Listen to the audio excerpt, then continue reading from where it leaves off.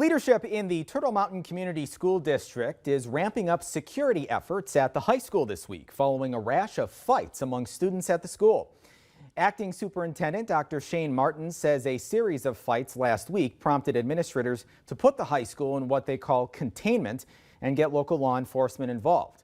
This means they've added increased security and supervision, some of which are from other parts of the district, as well as controlled passing through the building and more control of meal periods throughout the day.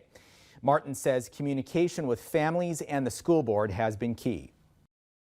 They are also very in tune on what's going on and wanting these plans out to the community, out to our stakeholders, so that we can be assured that our students are getting the free, appropriate public education that they need underneath a safe environment for learning to occur.